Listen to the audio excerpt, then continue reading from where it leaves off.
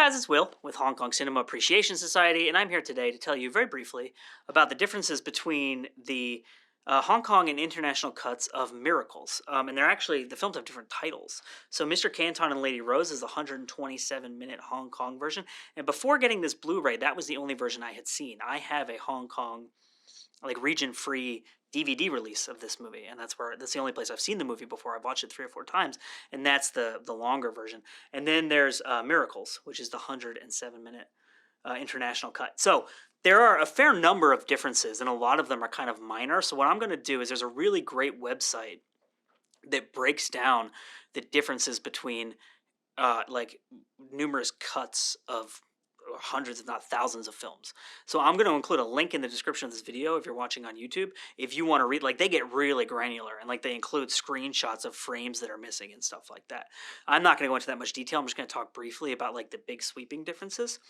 So right away, one of the things that's really interesting about the differences between the two cuts is that the Hong Kong version has a wider aspect ratio.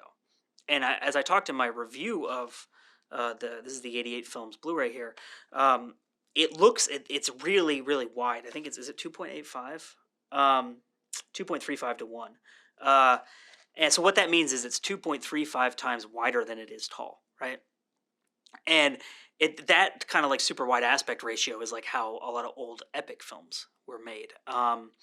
And like once widescreen became a thing, like filmmakers like Kurosawa and stuff, they went to it because it provided these enormous vistas, stuff like that, right? And like The Hateful Eight, I think is a super wide film because you can get so much visual information in there, and it's like this giant epic. And like I think Sergio Leone used to shoot in like super wide. Like I think Coppola used like pretty wide aspect ratios for like The Godfather and stuff. So that's just to give you some kind of indication of like the scale of filmmaking that is shot in that style. And so right away you have a very different type of film because you lose 20 minutes of the movie and you lose this huge sweeping aspect ratio.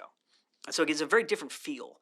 The first like big cut, I think, is they take out the scene where they're building the nightclub or like renovating it or whatever. And it's a shame to me to lose that because there's one shot in that movie. I mean, that scene has one of like the awesome crane shots in the movie.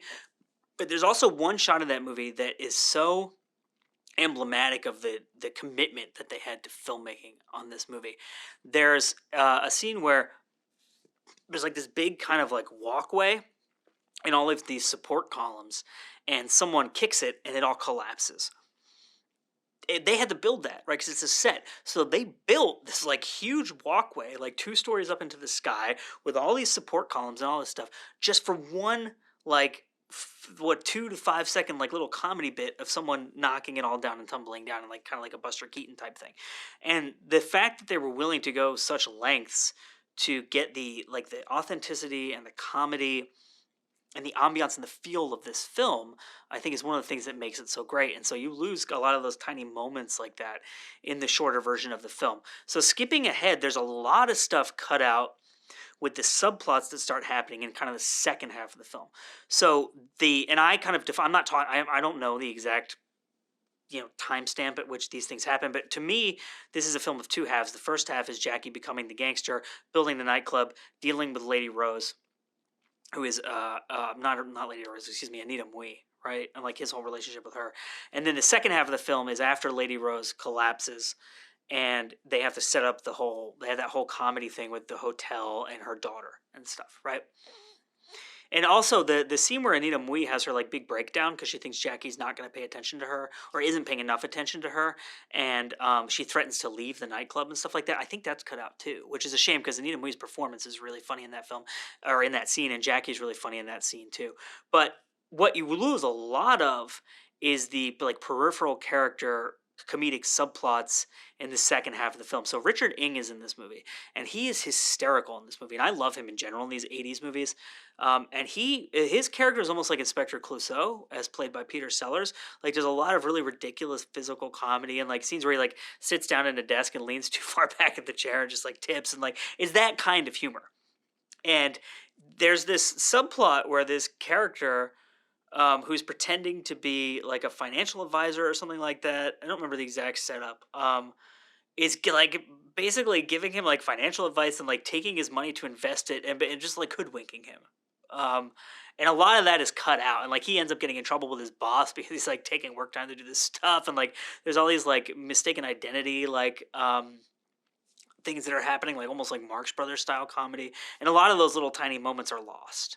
And that really is like the bulk of what you're losing when you go from one cut to the other. There, like I said, there are other like little tiny things that are different, like different cuts, different camera angles that are chosen.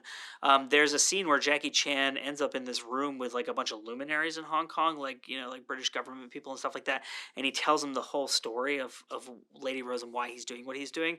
That's cut out, like the whole story is cut out, which I understand why you would cut that out ultimately, because it is, you've already seen the whole story, so it's redundant to hear the story again. However, if you're going for kind of the emotional impact of seeing Jackie Chan's character getting emotional, telling this story, giving this monologue, and relating to these characters, I understand why you would leave it in, right? So it makes sense both ways. So that's like just really broad strokes what the differences are.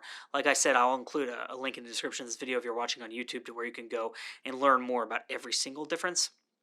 If you're on IGTV, it should be pretty easy to find our YouTube. Usually in our stories, we put links to our YouTube if you want to go watch the videos or whatever. And you can head over there and then click on the link, and that's how you'll be able to find that. So, and this is the 88 Films release of Miracles, which is where you can find both copies, or both versions rather, of the film. So my name is Will. You've been watching Hong Kong Cinema Appreciation Society, and we will see you next time.